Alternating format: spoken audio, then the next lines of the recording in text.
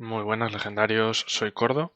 Estáis viendo Leyendas en Miniatura y después de este pequeño parón, aquí estoy de vuelta con vosotros para hablar de The Old World y de alguna cosilla más. Esto lo estoy grabando el lunes, ha salido un nuevo artículo sobre The Old World, no sé si el vídeo se subirá hoy mismo o se subirá mañana, ¿vale? Porque hoy me voy a extender más, básicamente, ya que la semana pasada no repasamos el artículo de psicología, hoy lo veremos un poquito por encima. El motivo por el que no hubo vídeo la semana pasada, aparte de porque, bueno, que parezca mentira, yo también tengo que respirar y otras movidas, es que este pasado fin de tuvimos el quinto torneo Leyendas en Miniatura, que fue una locura. Y también os voy a resumir muy brevemente alguna cosilla del mismo. Os recuerdo, como tenéis en pantalla, que seguimos con la campaña para intentar conseguir que el material de Warhammer Fantasy o de Old World se produzca en castellano, ¿vale? Ya digo, ya no es una cuestión de reglas, también es de trasfondo, novelas, lo que sea, y que la campaña utiliza el hashtag TOWSpanish. De tema pintura hoy no os voy a enseñar miniaturas nuevas, acabé algunas amazonas más, pero todavía no les he hecho fotos, no sé, ya será otro día, pero como siempre, si aprovecháis este vídeo para darle a la pintura o a cualquier otra actividad asociada con el hobby, os invito a dejármelo en comentarios. Voy a repasar primero el tema del torneo de antes de ayer y luego hablaré de The Old World. Si solo os interesa lo del último artículo, pues avanzad más en el vídeo, ¿vale? Sobre el torneo de este sábado pasado, el torneo tenía 82 plazas, se jugaba con Warhammer Fantasy sexta edición ampliada y al final hubo 80 jugadores porque por motivos sobrevenidos en la última noche se cayeron 2 jugadores y ya era imposible de suplir.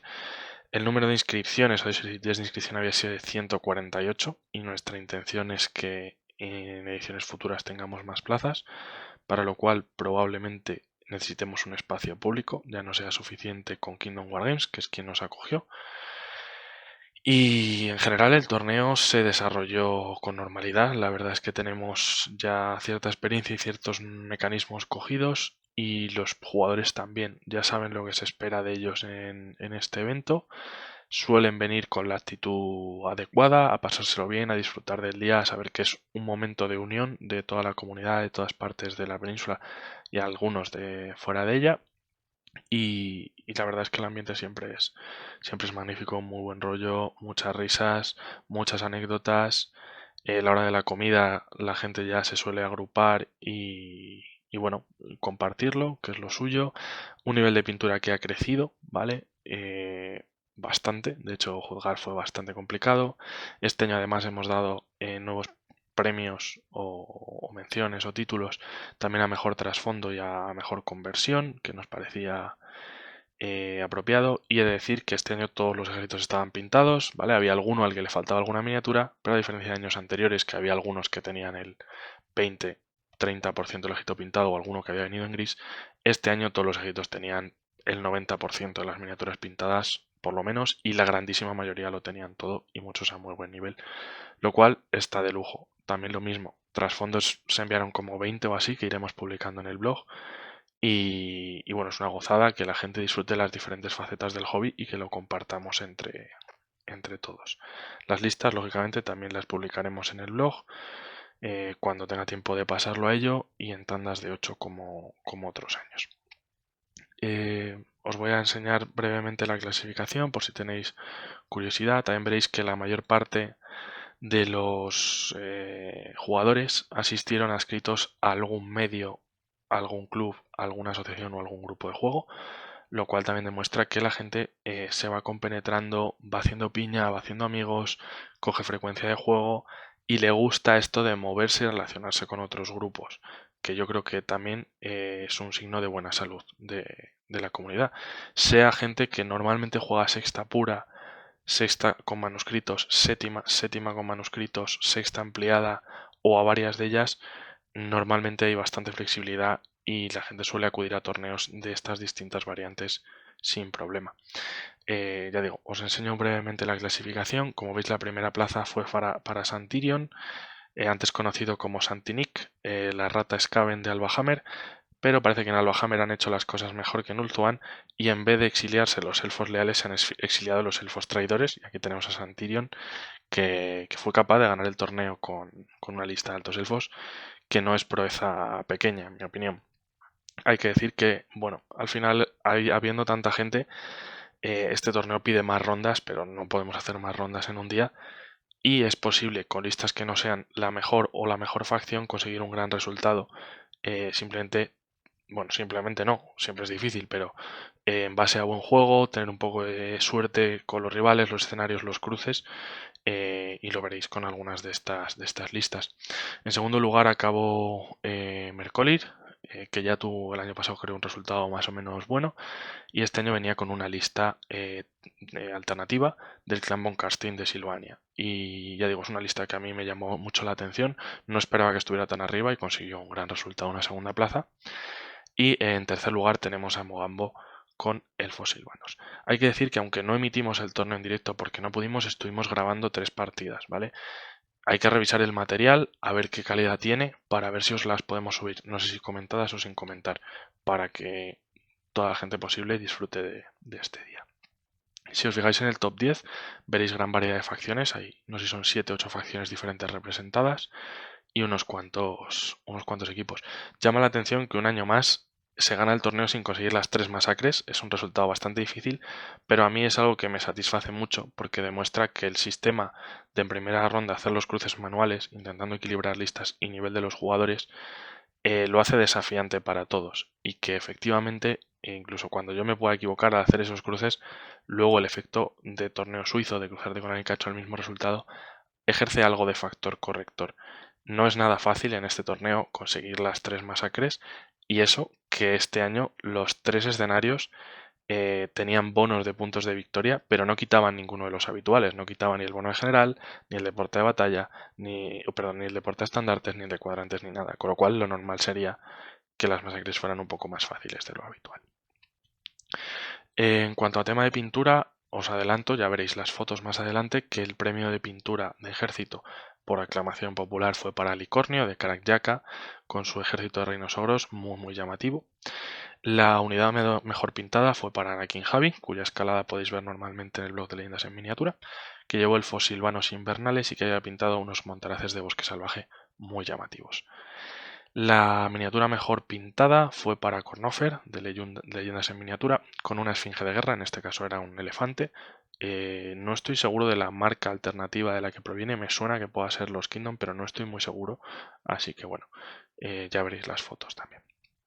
Para mejor conversión o conversiones, porque era un ejército realmente llamativo, se eligió a Magnus de Clan Carnuz con Skaven. Creo que en su canal podréis ver el ejército, pero también subiremos fotos. Decidimos premiar su campana gritona, pero sinceramente cualquiera de los cañones de disformidad o el equipo de mosquetes y Ysail eran también tremendamente llamativos y podían haberse llevado ese título. El mejor trasfondo fue para el Barón de Preto, que vino con Reyes Funerarios. Voy a bajar por aquí para que veáis el resto de la clasificación. Para el Barón de Preto, con Reyes Funerarios, en los próximos días intentaré que publiquemos el trasfondo. Es un trasfondo que para ser Reyes Funerarios tiene un punto cómico fuerte y que nos gustó mucho a todos los jurados. Y aunque todavía no llega al final, ya casi, la lista más amistosa que se premió de esa forma, que ya sabéis que es una categoría un poco difusa, en vez de premiar deportividad premiamos lista en función de que sea algo temático, que sea algo curioso, que sea algo innovador, que sea llamativo, también cómo está construido, ¿no? La sinergia que tiene y tal. Siempre damos una serie de menciones, un poco por el espíritu que queremos fomentar, y elegimos una lista que premiar. En este caso fue la lista de Javi Canecrow, que trajo una lista de Costa del Vampiro, que también veréis fotos, está francamente chula. De hecho, la primera ronda jugó con Alicornio, que se llevó pintura, así que las fotos de esa partida molan un montón. Y además, Javi Canecrow, que llevaba Costa del Vampiro sin personajes especiales, lo cual es un problema, porque es una lista de condes vampiro en que lo único que hay es un hechicero de nivel 1, que es un capitán de la flota con un objeto que le permite ser hechicero de nivel 1, pues no es la lista más potente del mundo y como veis acabó llevándose la cuchara de palo en la última posición. Vale, ya que hemos hablado del torneo, vamos a hablar un poquito de The Old World, ¿vale? Entonces, antes de hablar del artículo, sí que quería comentar un par de impresiones. Las quiero comentar básicamente para que vosotros, si lo veis de otra manera, me contradigáis, ¿vale? estoy percibiendo dos cosas que me parecen interesantes respecto a The Old World.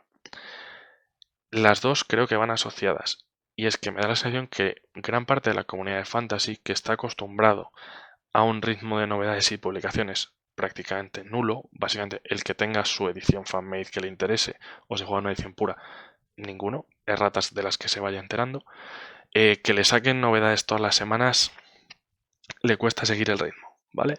Esto lo estoy notando en las visitas que reciben estos vídeos, que van cayendo a un ritmo bastante rápido semana a semana, pero es que también me da la sensación que pasa en otros canales, que no es que yo me explique mal o que os dé demasiado la turra.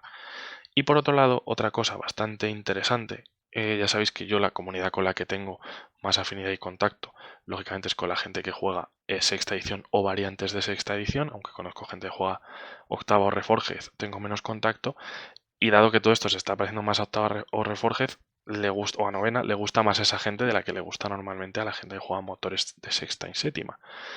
Pero es que me está dando la sensación de que como se parece más a octava Reforged o novena, o aunque no se parezca tanto a novena, a los jugadores de novena sí les gusta lo de estar al día, me parece que esa parte de la comunidad se va a pasar a The Old World de forma más extrema, o sea, va a ser, o parece que va a ser más sustitutivo, mientras que para la gente que juega cosas de motor sexta o séptima, parece que va a ser más complementario.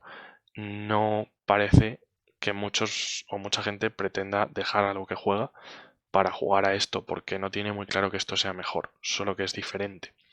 Y esto lo percibo un poco, entre otras cosas, el otro día pregunté en el grupo que tenemos de organizadores de torneos, en cuanto a planes para 2024, si la intención era organizar The Old World, organizar lo que ya se estuviera organizando, fuera sexta, sexta ampliada, séptima, manuscritos y tal, o las dos cosas. Y la mayor parte de gente dijo que su intención era seguir organizando lo que ya organizaba. Y algunos dijeron que pensaban organizar las dos cosas. Pero no se posicionó gente o compañeros a favor de, no, voy a dejar de organizar mi torneo anual de sexta con manuscritos o de sexta pura para organizar The Old World. Evidentemente tampoco tenemos tanta información y esto solo el tiempo lo dirá, pero percibo que la comunidad de estas ediciones más antiguas está quedando un poco reacia a lo que vemos. Vale, bueno, ya llevamos bastante tiempo de vídeo, así que ahora sí voy a comentar los artículos. Lo dicho, voy a empezar por el de psicología, que yo sé que, por ejemplo, lo comentó nuestro amigo Ruller de la Posada del Martillo, y a lo mejor ya lo habéis visto y no os aporta mucho. Tirad más para adelante, que a continuación comentaré el de magia que ha salido esta semana. Bien. El tema de la psicología. Este es el artículo de la semana pasada, del 27 de noviembre, y fue un artículo un poco descafeinado, porque las dos cosas más interesantes para los jugadores puros o que más nos interesaba ver si aplicaban era el efecto del portaestandarte de batalla, del que no se hablaba en el artículo, y el tema de los pánicos, que es normalmente la fase o la parte más definitoria o más impactante de la psicología, y tampoco se abordan los pánicos en este artículo. Aún así, sí que vemos unas cuantas reglas psicológicas, así que lo vamos a comentar. Voy a hacer como otras veces, lo traduzco un poco sobre la marcha, pero las zonas donde no dice nada me las voy a saltar para ahorrar tiempo, como pueda ser esta introducción. Bueno, la moral. Dice básicamente lo que nos dice aquí, o lo que nos retoma es donde había dejado el chequeo de desmoralización que vimos en el repaso de la fase de combate, en el que yo me equivoqué, ¿vale? Había entendido give ground como mantener la posición, ¿vale? Como standing ground, que no es el caso. Aquí lo que ocurre es que en función de si fallas totalmente tu liderazgo y te desmoralizas, fallas el liderazgo pero poquito, ¿vale? Digamos, te quedas entre el liderazgo modificado y el liderazgo propio de la unidad, te retrocedes de forma ordenada, y si superas el chequeo de liderazgo, retrocedes de forma muy ordenada, cedes terreno, ¿vale? Esto es algo que a mí, de forma innata, me parecía que no tenía sentido. Básicamente pues significa que salvo empate, que es una cosa que no ocurre con mucha frecuencia en las partidas de Fantasy de estas ediciones anteriores, salvo empate, siempre el combate se va a desplazar. Y el hecho de que el combate se desplace significa que hay que invertir tiempo en mover las miniaturas y hay que invertir tiempo en medir. Por lo tanto, eso significa que la partida se ralentiza, porque si es todo el rato, en cada combate, es tiempo que se invierte. Y si estás jugando ejércitos grandes, y hay muchos combates, pues esto es más y más tiempo que se alarga la partida. De forma que, aunque no sea desde un punto de vista estratégico o táctico, desde el punto de vista de juego no me parece la mejor decisión. Y de ahí mi interpretación. Pero ya os digo, aquí lo que ocurre es que con Give Ground cedes terreno, con Fallback en Good Order cedes más terreno y con Break and Flee huyes, que es lo que nos van a contar aquí.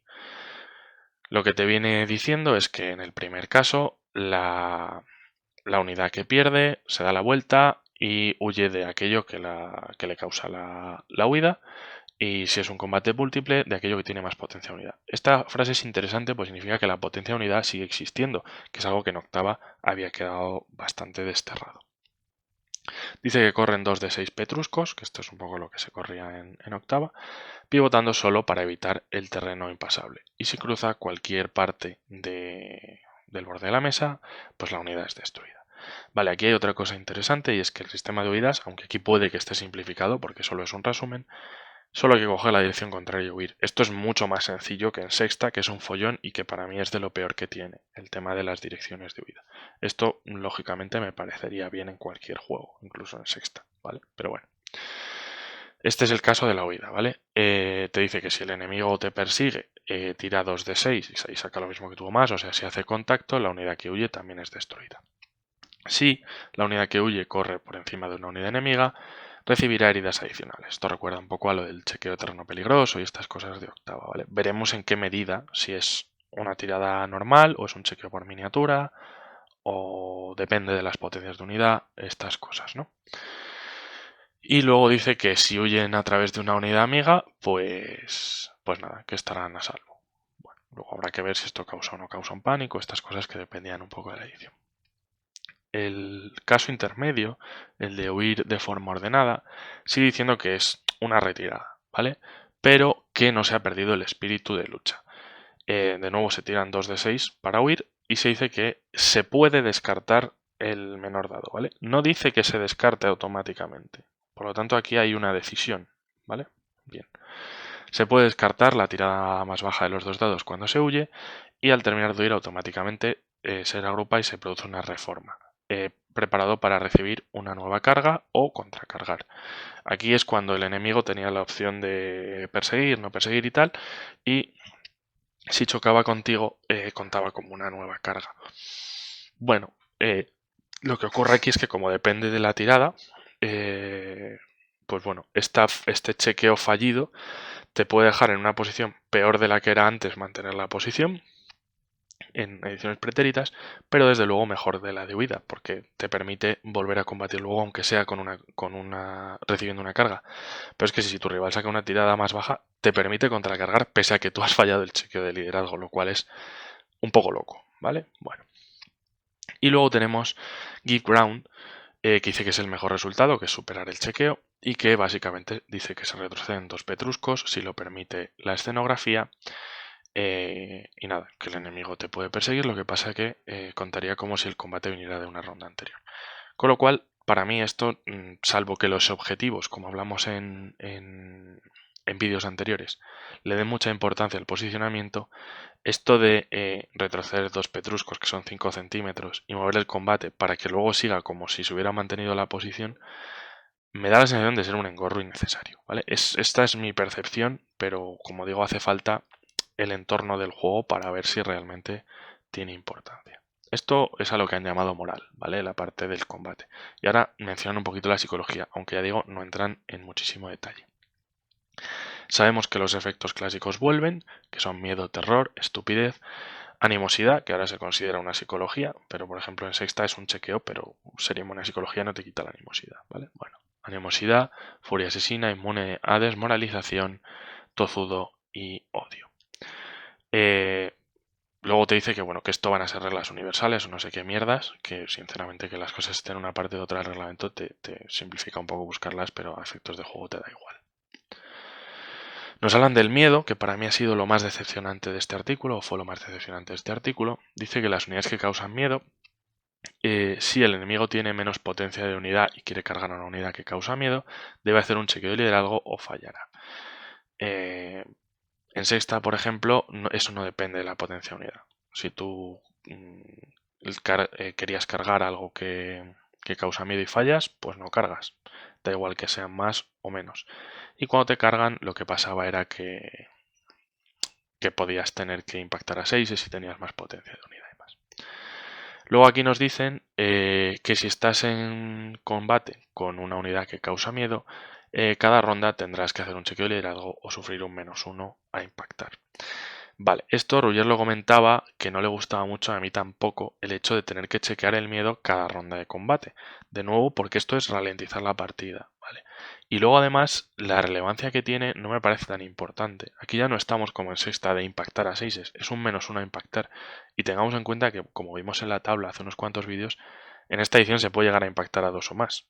Entonces, ese -1 muchas veces te va a dejar como estabas antes, o sí, vas a impactar peor, que tiene su relevancia, pero no es tan crítico como lo era en ediciones antiguas. Por lo tanto, el miedo pierde parte de su potencia.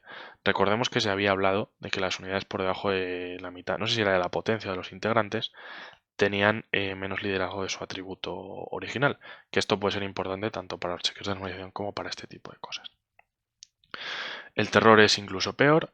Si te carga una bestia con esta regla, tienes que hacer un chequeo de liderazgo simplemente para poder declarar una reacción. Y si no, huirás. Esto es igual que en sexta, ¿vale? No cambia.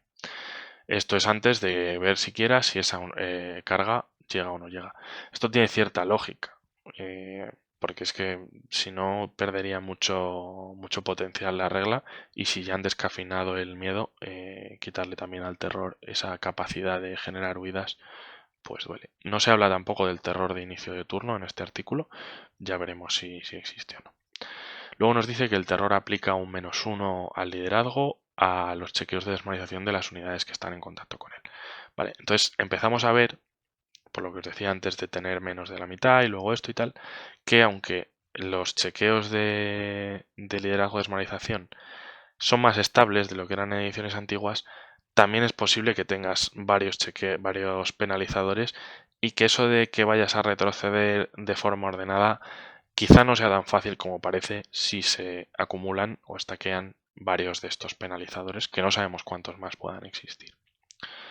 Nos enseñaban también un perfil de unidad. Este es el de logro Dragon's Out. No tengo, la verdad es que no me he sacado el de logro de sexta para compararlo, pero bueno, aquí vemos un movimiento de 18 petruscos, que me suena que es el que tenía, habilidad de armas 6 y de proyectiles 2, que me suena que también pueda ser así, fuerza 6, resistencia 5, 6 heridas, iniciativa 4, 5 ataques y liderazgo 9. Me da la sensación, ya había hablado una vez de que por las tablas y aquello me da la sensación de que podían rescalar algunos atributos, pero viendo que en un bicho de este tamaño y que además en su momento podía ser personaje, la habilidad de armas es 6, que tampoco es 8, aunque es alta, no es una locura, y que la resistencia es 5, que es lo que más me preocupaba a mí, la rescalada de resistencia, es posible que tampoco vayamos a ver tantos cambios en los atributos como a mí me inspiraba aquel artículo.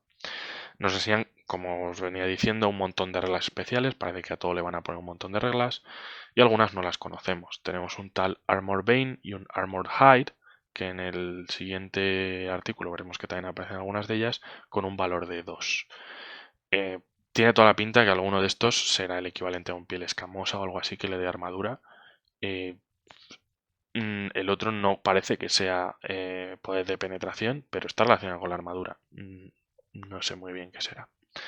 Tenemos Close Order, formación cerrada, que intuyendo por lo visto anteriormente y sin ser hostigadores, tiene pinta que esto de formación cerrada implica que tiene un ángulo de visión estándar de la parte frontal, mientras que a lo mejor hay cosas que tienen formación abierta y sin ser hostigadores al menos ven 360. No lo sé, puede que vayan por ahí los tiros. En Sword Weapons o algo así, no sé si lo habré pronunciado muy bien, que tiene pinta de ser ataques mágicos, inmune a psicología, objetivo grande, Stomp Attacks, 1 más 1 de 3. Esto podría ser algo parecido a los impactos por carga o puede ser algo parecido a los golpetazos de octava o el golpetazo atronador. Los impactos por carga, para los que no os acordéis, solo se producen en el turno en el que cargas, van antes de los ataques, son una serie de impactos automáticos. Y normalmente en los carros era un D6 o un D6 más 1 y algún monstruo también tenía. Lo del golpetazo es una cosa de octava, que en vez de al principio del combate era al final del combate, y que para la infantería monstruosa me parece que era un impacto, y para los monstruos grandes no sé si era un D6. Aquí 1 más un D3, sea lo que sea esto, es una tirada más estable, menos extrema. También suaviza un poco el efecto porque no puede salir 6, ¿vale? Pero bueno. Luego tenemos Storm Call y The Quickening Storm. Esto suena a Cólera de la Tormenta que había en sexta, que era lo que hacía inmune a rayos, aunque tampoco es que hubiera muchos rayos en el juego, y que si les caía un rayo, pues me parece que entraban en furia asesina y tal. Y bueno, terror. Lo que digo, aquí tiene 3, 6, 9, 10 reglas para una unidad. Aunque algunas sean reglas básicas, lo que os dije cuando vimos el disparo. A mí que cada cosa tenga 10 palabras técnicas que recordar me parece excesivo, ¿vale? Creo que la complejidad en el juego se puede conseguir simplemente por la cantidad de perfiles que hay y dando a cada ejército sus fortalezas y sus carencias. El problema de esto, y lo que me da la sensación, es que si para conseguir personalizar las cosas le tienen que dar 10 reglas, es porque todo tiene de todo. Todo tiene monstruo grande, todo tiene catapulta, todo tiene hostigadores, todo tiene caballería rápida, y la única forma de diferenciarlo acaba siendo darle alguna regla así. Pero bueno, veremos a ver. Luego nos enseñaban un hechizo más, que era para dar furia asesina. Nos decían que la furia asesina da un ataque extra, da inmunidad a miedo y a terror, no dice inmunidad a pánico. ¿Os imagináis que no existieran los pánicos? O sea, a mí ya se me quitarían las ganas de jugar a esta mierda. Pero bueno, veremos a ver. No dice que, bueno, o sea, que no dice que no te haga que te haga inmune a psicología, que es lo que pasaba en sexta, sino que te hace inmune a miedo y a terror. Una unidad con furia asesina, eso sí, siempre debe cargar si puede y nunca puede elegir huir ante una carga. Lo de no poder huir ante una carga era algo que venía de la inmunidad a psicología. Y lo de cargar siempre es como era en sexta, ¿vale? En octava se podía hacer un chequeo para evitarlo. Es una suerte que no acumulemos más chequeos innecesarios y que la furia asesina de verdad sea un problema. Porque es una regla muy buena a favor y alguna contrapartida tiene que tener. Y aquí veíamos otro hechizo que va a 9 más, también tenía pinta de ir a 2 de 6. Tenía un rango de 12 petruscos, 30 centímetros y que lo que le daba a una unidad amiga era furia asesina y odio, que no está nada mal. O sea, más un ataque por miniatura y repetir para impactar es una cosa potente, ¿no? Y nos decían que esta semana íbamos a ver el tema de la magia. Pues eso es lo que vamos a hacer, porque de la psicología no tengo mucho que decir. Ya digo, no me han hablado del pánico, no me han hablado del porta de batalla, el miedo parece un tanto descafeinado, el terror no cambia mucho respecto a lo que conocíamos, la furia asesina tampoco. Lo más interesante de este artículo era cuánto se retrocede o se deja de retroceder en las desmoralizaciones. Veamos pues el tema de la magia. Como veis, artículo del 4 de diciembre ha salido hace unas horas. Bueno, lo primero, ya sabíamos que la magia ya no tiene fase, ¿vale? Y es lo primero que nos van a contar. Que bueno, pero que no deja de ser importante y que aparece en todas las fases del juego. Bueno, y ahora sí que este artículo, como es de hoy, lo voy a traducir un poquito más. Warhammer el Viejo Mundo se produce en una época en que los colegios de la magia, o antes de que los colegios de la magia fueran establecidos, cosa que ya sabíamos. Los magos imperiales, aún así, ya existían y ya extraían su poder de los 8 vientos de la magia. Pero el estudio de la magia todavía no había sido regulado en las tierras de los humanos. Eso no significa que no existan saberes. Habrá 8 saberes solo en el libro básico. Vale, aquí voy a seguir y cuando acabemos el artículo puntualizamos algunas cosas. Habrá 8 saberes en el libro básico, que no son los saberes de siempre, ¿vale? Cada uno de ellos representa una forma diferente de aproximarse al estudio de la magia. Magia de batalla, magia oscura, demonología, elementalismo, alta magia, ilusión, nigromancia y la magia del Wag. Vale, aquí vemos algunos saberes que están asociados normalmente a una única raza, saberes propios. El Wag, el pequeño y el grande, o aquí parece que solo va a haber uno, era algo de los orcos y goblins. La nigromancia era algo solo de condes vampiro. La alta magia solo la empleaban los altos elfos, salvo el mago sacerdote Slan. Luego en octava me parece también los silvanos. La magia oscura era de elfos oscuros, aunque me parece recordar que en octava también podían silvanos. Demonología, desde luego, suena mucho a caos, ¿no? Y magia de batalla sí que suena a saber más genérico, que pueda utilizar, pues eso, altos elfos, imperio, mercenarios, algunos saberes bretonia. Suena más a los saberes comunes, ¿no? Bien, aquí lo que vemos es que ya no tenemos nuestros 8 saberes clásicos, cada uno de ellos asociado a un viento de la magia, sino que tenemos 8, pero algunos de ellos parecen asociados a algunas facciones. ¿Qué ocurre? Que nos dice que habrá 8 en el libro de reglas, pero el hecho de que especifique que habrá 8 en el libro de reglas base y no que habrá 8 implica de una forma relativamente fuerte que habrá más en el futuro si sacan más libros. No sé si estamos pensando en libros de campaña o en libros de las facciones que nos saldrán de inicio, como puedan ser pues los Skaven, los hombres lagarto, los elfos oscuros, los enanos del caos, Kislev, estas cosas. Entonces, bueno, es cierto que ya en Fantasy Sexta y en Octava hay muchos saberes y había una cierta acumulación de hechizos. ¿Tiene por qué ser terrible que haya menos saberes que antes? No, depende de la potencia de la magia y de su relevancia. Aquí también nos explican que la mayoría de los hechiceros tendrán acceso a 2 o más de estos saberes y elegirán un saber al principio de cada batalla. Lo elegir un saber al principio de cada batalla es lo típico que ya hacíamos siempre. Y que tengan acceso a más de uno siempre es interesante porque te permite un poco adaptarte al rival y al campo de batalla en el que vas a jugar. Aparte que es divertido poder construir listas en torno a diferentes saberes o buscar las sinergias con diferentes unidades. Vale, bueno, vamos a ver un poco más de esta magia, a ver con qué nos sorprenden. Cada saber tiene 7 hechizos, ¿vale? En sexta os recuerdo que eran 6, salvo algunos privilegiados, como la alta magia y el saber de Zench. Hay un hechizo característico que siempre está disponible. Luego, cada hechicero tiene un nivel de magia, esto ya es típico, que va de 1 a 4. Cuanto mejor sea el nivel, más hábil es el hechicero y más hechizos sabe. De nuevo, el número de hechizos pareciera asociado al nivel del hechicero. Bueno, aquí no nos cambia nada, nos parece bien. Si lo máximo que podemos tener, salvo por objetos mágicos, son 4 de 7, habrá que ver, esto es importante, si los hechizos se eligen o los hechizos se producen aleatoriamente, porque eso cambia el rendimiento de ciertas unidades y de ciertos hechiceros. Aquí nos habla de las categorías de hechizos, me las voy a saltar porque ya nos las habían contado en su momento en la fase de estrategia o de mando, como la quisieran llamar, pero bueno, básicamente pues son los bonos propios, las maldiciones al enemigo, los proyectiles mágicos, los hechizos de área, los modificadores de combate y los de movimiento, aunque los llamen como los llamen. Vale, algo un poquito más interesante, la magia tiene un valor de lanzamiento y los hechizos se lanzan con 2 de 6. ¡Oh! ¡Qué sorpresa! El hecho de que nos pusieran esos niveles de dificultad ya apuntaba a ello.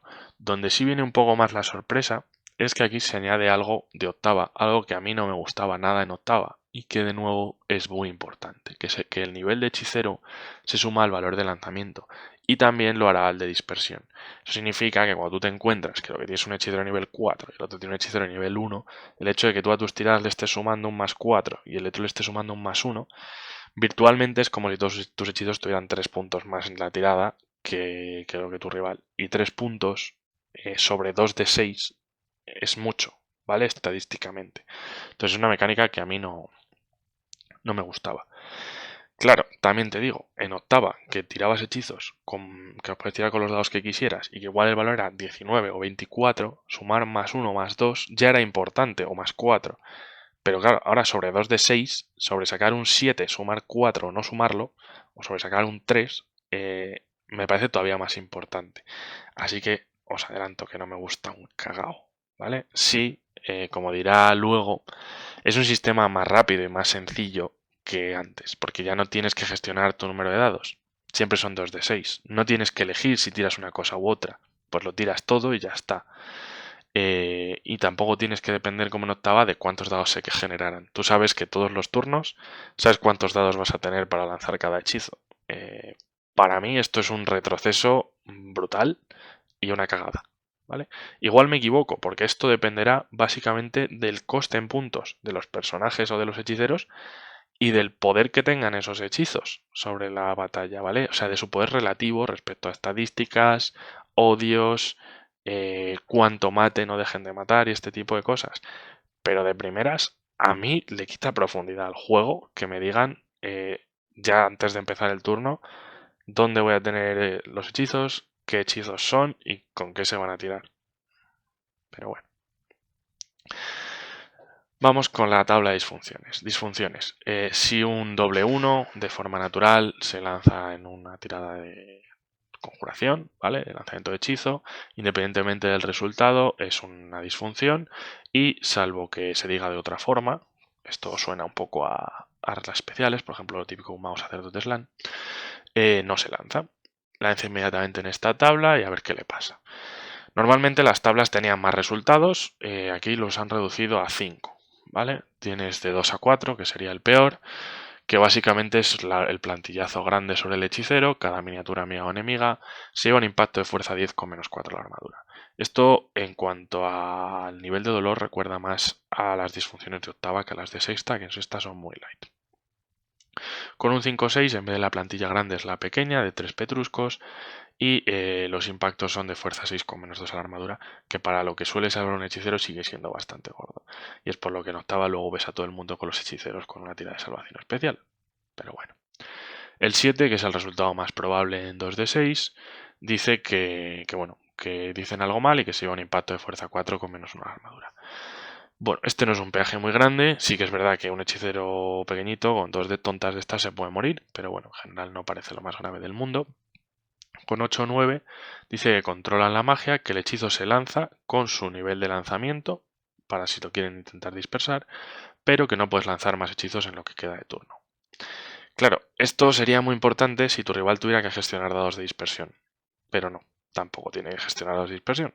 Entonces, pues bueno, vale, que se acaba la magia. Sí que es cierto que como hay más fases, sabes que en las siguientes fases tampoco habrá magia, con lo cual es más arriesgado lanzar los hechizos que van en las primeras fases, porque te puede dejar sin los siguientes, que en la fase de combate te la juegues a lanzar un hechizo. Y con 10 o 12, básicamente en vez de una disfunción te lo cambia por una fuerza irresistible, pero no puedes lanzar más hechizos en lo que queda de turno. Bueno, un poquito lo mismo de antes, pero que no te pueden dispersar. Normalmente en ediciones, por ejemplo en sexta, el último resultado me parece que también te da una fuerza irresistible. Pero bueno, era con un 12, no con 10, 11 o 12. Aquí se multiplica por 6 la probabilidad de que pase esto. Pero bueno. Bueno, la magia sigue siendo un duelo entre hechiceros, es perfectamente posible que hagas una disfunción y con un doble 1 o que consigas una invocación perfecta, que tiene toda la pinta de ser una fuerza irresistible, con un doble 6. Además, cualquier lanzador de hechizos puede intentar dispersar los lanzamientos de sus oponentes, siempre que estén a 18 petruscos. 18 petruscos creo que son 45 centímetros, si es un hechicero de nivel 1 o 2, lo cual da un rango para poder dispersar, que por un lado tácticamente es interesante, ¿vale? Porque el posicionamiento es importante y porque el hecho de matar a los hechiceros enemigos o a los posibles dispersadores enemigos significa que no te van a poder dispersar simplemente con sus dados base o lo que sea, ¿vale? Aparte del tema del más 1, más 2, más 3, más 4. Pero bueno. 18 petruscos o 24 petruscos, que son 60 centímetros si es de nivel 3 o 4. Tira 2 de 6, añade tu nivel, igual que para lanzar. Si puedes superar, en este caso dice superar, no empatar, ¿vale? Ojo al detalle. El lanzamiento del hechizo, el hechizo se cancela. Un doble 6 siempre cuenta como unbinding, no sé cómo se traduce esto exactamente, pero vamos a llamarlo dispersión perfecta, que lo dispersa independientemente del resultado de la tirada, pero si sacas un doble 1, has sido superado en este arte y debes tirar en la tabla de disfunciones. No tengo muy claro yo esto de que cuando estás dispersando tires en la tabla de disfunciones, porque ¿qué pasa si sacas una tirada alta de estas que dejan salir tu hechizo? No sacas ningún hechizo, simplemente no pasa nada, ¿no? O no, o sea, o simplemente entra hechizo, pero no se puede lanzar más magia. No me queda muy claro, la verdad. Igual vosotros lo interpretáis de forma diferente. De forma adicional, tanto los lanzamientos de hechizo, tanto los lanzamientos de hechizo como de dispersión pueden ser modificados por una gran variedad, esto ya es mala señal, lo de gran variedad, de objetos mágicos disponibles para los hechiceros y por un número de reglas especiales. Bueno, o sea, me veo que al final, sí, tiras 2 de 6, pero le acabas sumando 7 y el hechizo que iba a 4 más o a 6 más, pues ¿para qué tiras, no? Pero bueno, vale. Si los jugadores no son capaces o sea, son incapaces de poder dispersar un hechizo, porque no tengas nadie a rango, por ejemplo, te dice que puedes hacer un intento por turno de no sé si Fate es destino, como dispersión del destino o algo así, que es una tirada de 2 de 6 sin modificar. O sea que aunque te quedes sin hechiceros, al menos una vez por turno puedes intentar hacer una dispersión de 2 de 6, sabiendo que no puedes aplicar modificadores, mientras que igual tu rival tiene un más 4 o un más 6. Pero bueno, vale. Para añadir a todo esto, algunas unidades, como pueden ser los enanos, tienen una resistencia innata a la magia, haciendo más difícil para los enemigos que les lancen hechizos de forma exitosa. Bueno, esto tiene sentido. Aquí cambia un poco la forma de resistencia a la magia. En vez de añadirte dados, me imagino que te añadirá un valor a la tirada de dispersar o restará un valor a la tirada de lanzamiento del hechizo del rival. Sin embargo, los enanos tienen sus propios recursos arcanos, como puedan ser los herreros rúnicos, que son perfectamente capaces de hacer intentos de dispersión. Y hoy vemos un nuevo perfil, ¿vale? Y algunos datos interesantes más. Vamos a echar un vistazo a uno de los primeros lanzadores de hechizos que serán lanzados el año que viene, que son las doncellas bretonianas. Desde las doncellas del nivel más bajo hasta las más poderosas profetisas, estas formidables sacerdotisas de la Dama del Lago pueden elegir entre 3 saberes. El saber elemental, el saber de ilusión o la magia de batalla, cuando lo mejor es una aproximación directa a la misma. Vale, vemos algunas cosas. Lo primero es que el perfil de movimiento de una infantería humana sigue siendo de 4 petruscos, 10 centímetros. Y vemos que mientras que una doncella tiene leer más 3, la profetisa tiene 4, porque por lo que sea es más hábil pegando bastonazos. Siguen teniendo el mismo valor de fuerza y resistencia habitual, el mismo número de heridas que solían tener estos personajes, la iniciativa humana sigue siendo 3, ¿vale? Esto también es interesante. El número de ataques es 1 para la doncella, 2 para la profetisa. De nuevo, parece ser que pega bastonazos con mucha más habilidad, o lleva 2 bastones, uno en cada mano.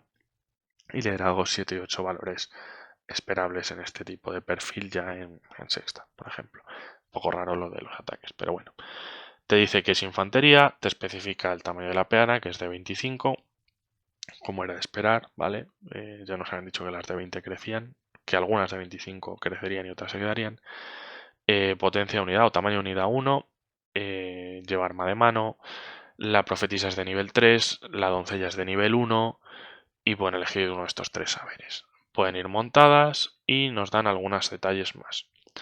La profetisa puede ser de nivel 4 por más 30 puntos y la damisela puede ser de nivel 2 por más 30 puntos. En sexta esas mejoras de nivel 1 a 2 o de 3 a 4 solían costar 35 puntos, no 30. Si las cosas empiezan a ser más baratas, significa más miniaturas o más chucherías en las listas de lo que veíamos en nuestra época. Pero bueno, tampoco parece un cambio muy drástico en el valor de puntos y el número de puntos en objetos mágicos puede ser de 100 o de 50, es lo que pasaba ya, por ejemplo, en sexta. Sí que es interesante ver que la asignación de objetos mágicos va por puntos, ¿vale? Y no es que cada personaje pueda coger un objeto de X categoría o alguna cosa así, o uno de cada categoría o alguna otra historia, sino que vemos que seguirá yendo por puntos como es esta. Reglas especiales, de nuevo vemos un montón de reglas, tiene ataques mágicos, tiene resistencia a la magia -2, como os digo, tiene toda la pinta de que lo que hace es aplicar un penalizador a la tirada del rival, y luego tiene una serie de cosas que le da a la dama, parece ser, el aura de la dama, la bendición de la dama, el saber de la dama y el escudo de la dama. La dama es que tiene de todo, es un bazar, básicamente. La bendición ya no sonará de épocas pretéritas, suena bastante a salvación especial. Y alguno de estos tiene pinta de ser el aura de la dama que antes ya daba resistencia a la magia, ¿no? Bueno, Como podemos ver, viene con muchas opciones, bueno, muchas, tampoco tantas, o sea, que la puedes subir un nivel, que le puedes pagar objetos mágicos y que puede ir montada. Pero bueno, vale. Eh, Puede ir montada en caballo de guerra, en un caballo de guerra bretoniano, en un Pegaso real o en un unicornio. Bueno, esto ya no es muy novedoso, por lo menos los que jugábamos alguna edición, digamos, ampliada o fanmade ya teníamos todas estas monturas, al menos en comandante. El perfil del unicornio también nos lo enseñan. Esto es interesante, más o menos, ¿vale? No es una caballería, es una caballería monstruosa, pero ya nos dan a entender el tamaño de peana que hemos de esperar en la caballería monstruosa, que es de 40 por 60. Si la caballería monstruosa tiene un frontal de 40, probablemente la infantería monstruosa siga conservando el frontal de 40. Probablemente. Aunque hay caballerías monstruosas que ya en su época entraban bastante regular en esta peana, y yo creo que hay alguna que el culo de la peana era de 75, no de 60, pero bueno. Movimiento 10 petruscos, que son 25 centímetros, habilidad más 4, fuerza 4, da más una herida, ¿vale? No es que esto tenga su propio perfil de heridas, sino que da más una herida a la miniatura. Esto es un cambio curioso, que la montura asume heridas al perfil en vez de tener su propia resistencia. Iniciativa 5, 2 ataques y una serie de reglas. Aquí es una mejora, no es un perfil diferente realmente a un perfil completo. Armor Bane no tiene mucho sentido que sea la armadura del propio unicornio si no tiene heridas, pero dice solo el unicornio, así que parece ser algo aplicado a los ataques del unicornio, ¿no? Luego vemos Armor Height 1. Supongo que el Armor Height sí que será la armadura. En el Sagot que comentaba antes tenía pinta de ser 2 puntos o una escamosa de 5. Aquí tiene pinta de ser un más una armadura, el típico de antes de ir montado, ¿vale? Beguiling Aura no sé lo que es. Contracarga, pues ya nos habían dicho que habría cosas que podrían contracargar. Pues esto parece ser una de ellas, a ver cómo funciona. Ataques mágicos, Stomp, los golpetazos, eso os parecía. Y Swift Strike, que tiene toda la pinta de ser algo parecido a lo de octava, de que en vez de 2 dados usa 3 y estas cosas, que si la carga y demás. Como mejor funciona, esta chica es unida a una unidad a la que con su aura le da ataques mágicos y resistencia mágica 2. Y con el escudo de la dama lo que le permite es ir en las filas de atrás. Bueno, esto antes no tenía que yo sepa un nombre en la regla, pero bueno, aquí la deja ir detrás y lanzar hechizos protegida. Supongo que ya no le pedirán visión. Más hechizos, ya que hablamos de magia. Como un usuario de magia de batalla, su hechizo básico, antes nos habían dicho que era el básico, pero ahora nos lo confirman, ya lo habíamos visto, era el mano martillo este, que era para hacer impactos, y que es el de magia de batalla. Luego nos enseñan también el de ilusión y el de elementalismo. Bueno, aquí me voy a saltar la descripción, ¿vale? Vamos a ver los hechizos. Glittering Robe, que es como, no sé, una capa brillantosa o algo así, no lo sé. Que es el hechizo de ilusión con un valor de 8 más, que lo que hace es aplicar un -1 a las tiradas para impactar del enemigo contra el hechicero y su unidad. No dice que sea en combate cuerpo a cuerpo. Entiendo que el encantamiento... A ver, si este hechizo es lanzado, los efectos de cualquier otro encantamiento desaparecen. No veo que ponga hasta cuándo dura. Si es hasta la siguiente vez que se llega al momento de tirar estos hechizos o qué. Pero bueno, aparentemente, pues parece que pudiera aplicar tanto contra disparo como contra cuerpo a cuerpo, ¿no? También puede caber la posibilidad de que este hechizo simplemente lo puedas tirar en la subfase correspondiente a los encantamientos, tanto la tuya como la del rival, no lo sé, sería un poco raro, ¿no? Y luego, en elementalismo, tenemos un hechizo un poco más fácil, este es llamar a la tormenta, con un valor de 7 o más, y un alcance de 12 petruscos, que son 30 centímetros. Hasta el... Ah, bueno, perdón, que antes me he columpiado. En el hechizo anterior dice claramente hasta el comienzo de la siguiente subfase de inicio del turno, ¿vale? Ignorar lo que acabo de decir. Aquí también lo dice, ¿vale? Hasta el comienzo de la siguiente fase de inicio del turno, la unidad enemiga sufre un -1, en este caso a su movimiento de su iniciativa, hasta un mínimo de 1. Si es lanzado, desaparece cualquier otra maldición. Bueno, lo vemos tanto en el encantamiento como en la maldición, que parece que una unidad solo puede tener aplicado 1, Me imagino que para no convertir cosas en algo irrompible o algo que mate todo lo que toque, y tienes un poco que elegir qué es lo que quieres activo en cada unidad, ¿no? O sea, para que construyas un poco tus sinergias y no lo hagas solo en torno a una unidad. Y la conclusión, ¿vale? En resumen, a través de este sistema de magia ha sido simplificado desde ediciones pasadas, desde luego ha sido bastante simplificado, pero mantiene su profundidad táctica y un huevo y 2 huevos, pero bueno. Tus hechizos todavía pueden cambiar el curso de la batalla, me imagino, depende de lo potentes que sean, pero están más ligados o difuminados dentro de la acción, dirigiendo hacia una experiencia más suave. Lo que es más importante, y aquí sí que pueden tener razón, como los alcances han sido reducidos tanto para lanzar hechizos como para dispersarlos, los generales más avispados tendrán que poner mucho pensamiento en cómo posicionan sus hechiceros y cómo los usan, tanto para lanzar sus propios hechizos como para contrarrestarlos del enemigo. Esto sí es verdad. Si tus hechizos tienen mucho menos rango, no es tan fácil esconder a un hechicero en un bosque o detrás de tus filas y dedicarte a lanzar proyectiles mágicos hasta tomar viento, porque necesitarás el rango y si tus unidades se mueven se te pueden salir de rango, y como las cosas van en diferentes fases, algo que en una fase está a un rango, en otra puede estar a otro. Eso sí es interesante, aparte que te quieres posicionar en un sitio para lanzar hechizos, pero si ese hechicero también lo quieres para dispersar, tendrás que estar cerca del hechicero enemigo. Pero claro, el hecho de que te acerques también significa que él te va a poder dispersar. Y como luego viene su fase de movimiento, él se va a poder alejar si quiere para que tú no le disperses. Sí que es un poco el juego del ratón y el gato en ese sentido. Y bueno, no está mal. Los jugadores que ya juegan facciones con hechiceros con poco alcance, como puedan ser ogros o en ciertos casos los hechizos de reyes funerarios, estarán más acostumbrados a este tipo de mecánicas de posicionamiento. La próxima semana investigaremos los Caballeros del Grial, santos vivientes y ejemplares de la forma de vida bretoniana, y veremos cómo interactúan con las reglas especiales universales. No suena lo más apasionante del mundo ese artículo de la semana que viene, así que bueno, ya veremos si se merece un vídeo o igual que he hecho esta vez, lo dejo que se vayan acumulando varios y os lo cuento de la misma. Personalmente, ya os he dicho, el artículo de la psicología no me estaba llamando mucho. Este de la magia, es que no me gusta la mecánica de que no haya un recurso que gestionar, digamos, que siempre sea 2 de 6 más el nivel. Personalmente no me gusta. Sí me gusta mucho lo de los alcances. Sí que creo que a la hora de lanzar un juego tiene sentido que de inicio haya 8 saberes y no 17, porque cuantas más factores, menos pruebas cada uno de ellos y más probabilidades de que las cosas se desequilibren.